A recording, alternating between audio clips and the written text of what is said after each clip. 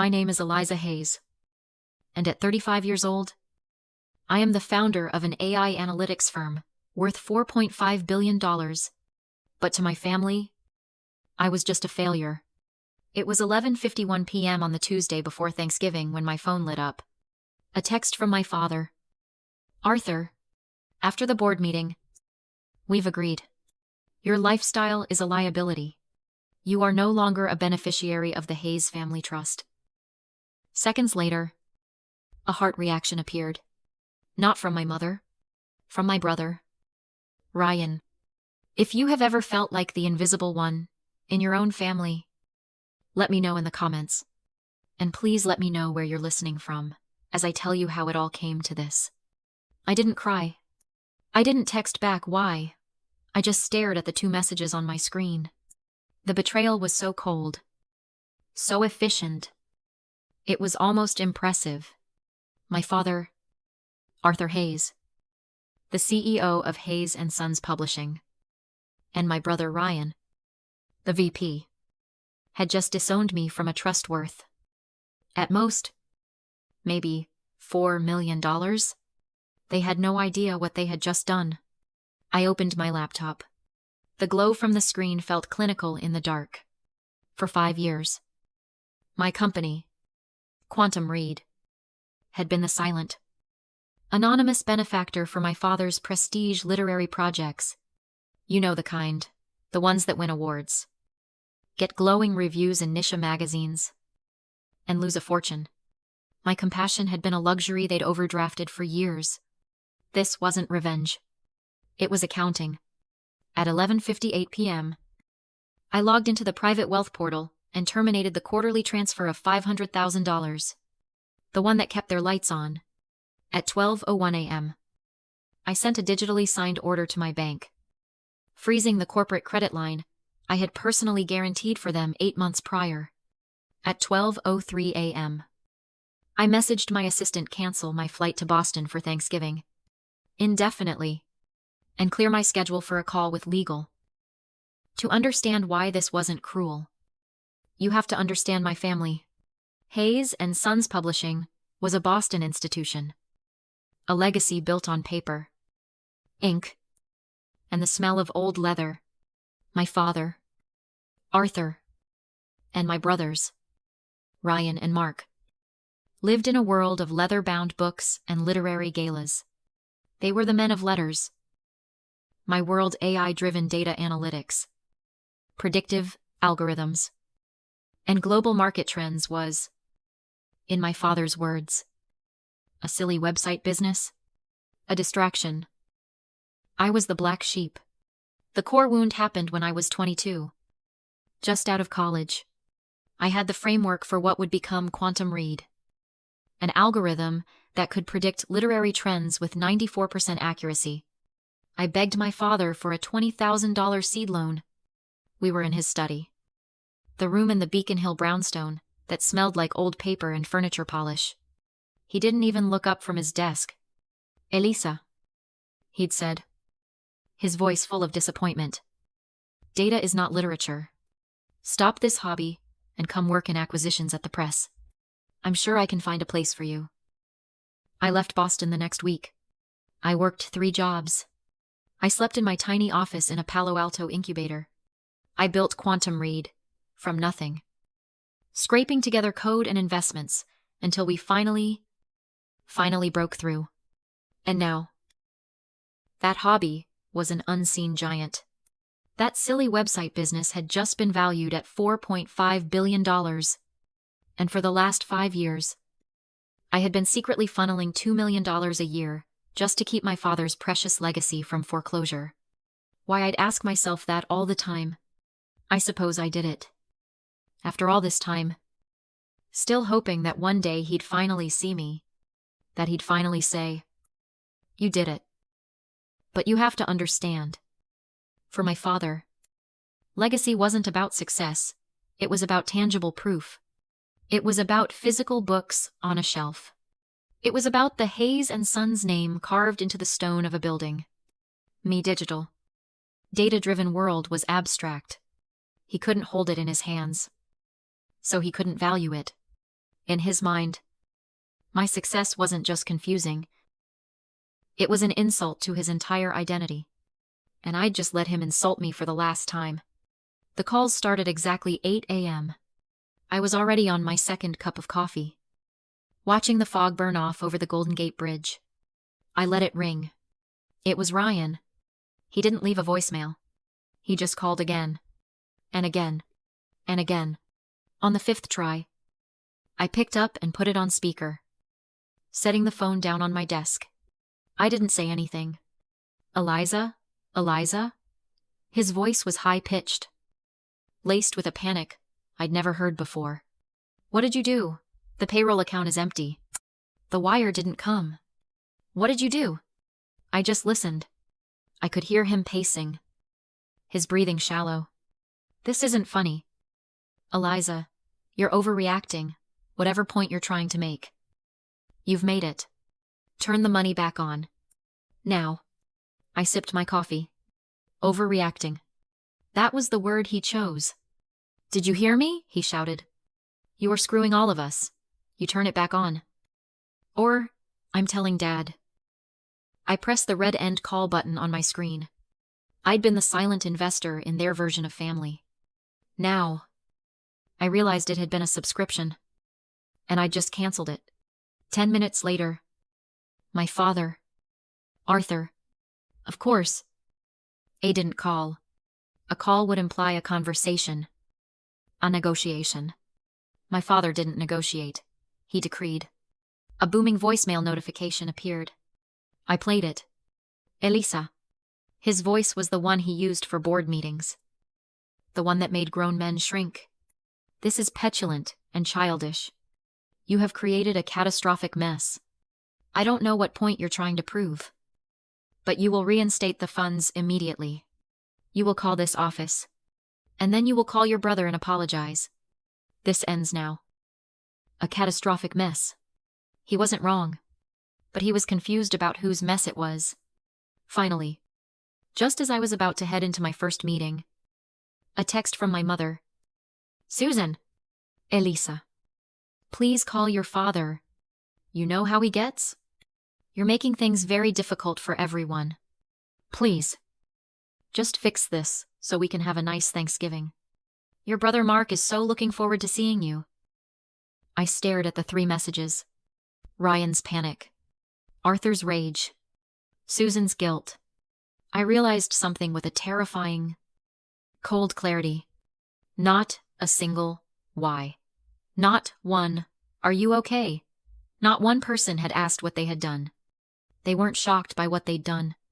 They were just shocked that I'd finally stopped playing along. The fog of my childhood obligation. The thick, heavy guilt I'd lived in for decades. It didn't just clear. It evaporated. It was gone. I rubbed my eyes, trying to summon regret. But there was only clarity. This wasn't a breakdown. It was a balance sheet. And for the first time, it was balanced. My family thought this was just drama. They thought I was a daughter throwing a tantrum. They forgot I was a CEO. I called my chief financial officer and my chief legal counsel to a video conference at 9 a.m. I need a full, forensic audit of every financial interaction between my personal accounts, Quantum Read, and Hayes and Sons Publishing, going back 10 years. My CFO, a man who lives for numbers, just nodded. Melavier, however, looked confused. Eliza. Why, it's your family. I looked into the camera. My voice was calm. This wasn't anger. It was clinical. They disowned me at midnight. As of 12:01 a. They are a hostile entity. I need to know every dollar, every contract, and every point of exposure. Find everything. Act accordingly. The call comes 2 days later. My lawyer's voice is tight. Professional. Eliza. We found something. It's not just the money you've been sending them. It's much worse. She explains. My brother Ryan, in a desperate bid to launch a new digital imprint to impress my father, had been illegally using Quantum Read's proprietary predictive algorithms to scout authors. That was theft of intellectual property. That was bad. But this was the kill shot. To secure a $5 million bank loan for this new venture, my lawyer continued, her voice flat. Ryan forged your signature. He listed $50 million of your personal pre-IPO Quantum Read shares as collateral for the loan. I was silent. The air left my lungs. Eliza, are you there? I finally took a breath. He pledged my shares. Yes. The bank accepted the forged signature and funded the loan 3 months ago. The funds are already gone. Spent? They hadn't just disowned me. They hadn't just stolen from me. They had committed federal fraud. My brother had leveraged my entire life's work, the company I built with my bare hands, while he was collecting a salary from our father, and he had gambled it away. What happens now? I asked. Now, my lawyer said. We notify the bank of the fraud. The bank, when notified of federal fraud, did not hesitate. They didn't just freeze the accounts, they called the $5 million loan. Immediately. Hayes & Sons Publishing was given 48 hours to repay the full amount. Or the bank would begin liquidation proceedings. Starting with the historic Beacon Hill brownstone, the legacy was collapsing. I knew this because my parents, Arthur and Susan, flew cross-country and showed up, unannounced, at my office in San Francisco. My assistant, a formidable woman named Jess, buzzed me. Eliza. There are 2 people in the lobby, and Arthur and Susan Hayes. They do not have an appointment. I know, I said. Let them wait. I had them wait in our glass and steel lobby, surrounded by monitors streaming global data, for 32 minutes. I didn't do it to be cruel. I did it because I was in a meeting about our Series D funding round. A meeting that was infinitely more important than their panic. When I finally came down, they looked so small against the 20-foot-tall video wall. My father, his face gray and crumpled, rushed over. The arrogance was gone, replaced by a raw, sputtering terror. Eliza, you have to call them off. You have to call the bank. The lawyers. All of them. I just stood there, my hands in the pockets of my blazer. They're using words like fraud. Eliza, fraud. Do you understand what that means? You'll destroy the family name. You'll send your brother. You'll send Ryan to jail. I was about to answer when my mother, Susan, rushed forward and grabbed my arm. Her hands were shaking. Eliza, please, she whispered, tears streaming down her face. He's your brother. This is your father. Please. I'm so sorry. I was just trying to keep the peace. You know how he gets. I looked at her. At this woman who had spent 35 years teaching me that peace meant silence. And the final piece of my old life just broke. Peace, I said. My voice quiet. But it cut through the noise of the lobby. You were keeping the peace. I looked her right in the eye. I was raised to believe that a wife supports her husband's decisions, that contradicting him publicly would undermine his authority. I was taught that the highest virtue a woman in our family could have was to be a peacemaker, to smooth over the conflicts rather than address them directly. But that silence, your silence, it came at my expense. Your peace was my silence. You stood by and watched him break me for 20 years. You stood by while he refused me $20,000. And you're standing here now while your son has stolen $50 million. That's not peace. Mom, that's complicity. She recoiled, her hand dropping from my arm as if she'd been burned. My father stared at me, his mind unable to process this new reality. The legacy, he stammered. The family. Ryan. He made a mistake. A mistake, I said. I took a step toward him. The power had finally, completely, shifted. He wasn't the patriarch in his dark, wood-paneled study anymore. He was just a terrified old man in my lobby. A mistake is a typo in a manuscript. Dad, what Ryan did was commit a felony. He forged my name on a federal document and gambled with my life's work. And you created the monster that told him he was entitled to it. You have to fix this, Eliza. He whispered. You're right, I said. I will. I turned back to my mother, who was sobbing. You will leave. I looked at my father. You will fly back to Boston. You will not contact me again. My lawyers will contact you with the terms of the settlement. We're done here. The legacy? He said one last time, his voice a ghost. I looked at him, my voice cold and final. The legacy you destroyed, that the moment you signed your name to that text message. My brother just put the nail in the coffin. Goodbye, Dad. I turned and walked back toward the elevators. And I didn't look back. The resolution was cold, fast, and professional. I didn't send Ryan to jail. I didn't need to. Putting him in a cell would have been an emotional act. A flash of anger. This was a corporate takedown. My legal team drafted a settlement. It was simple. To avoid federal prosecution for fraud, my father and brothers would sign over their entire 80% stake in Hayes & Sons Publishing to me. Effective immediately. This transfer would cover the $5 million fraudulent loan and a tiny fraction of the stolen intellectual property and the 10 years of investments I had made. They signed. Of course they signed. Their legacy, their pride, their entire identity. It was all worthless when faced with actual consequences. I held ownership of Hayes & Sons for exactly 1 week, long enough for my audit team to secure the archives. Then, I sold the entire company, its name, debt, and its dwindling assets, to a larger conglomerate that specialized in absorbing failed publishing houses. They dissolved the Hayes & Sons name 2 days later. The legacy my father had sacrificed his daughter for was gone, erased from the world with a press release.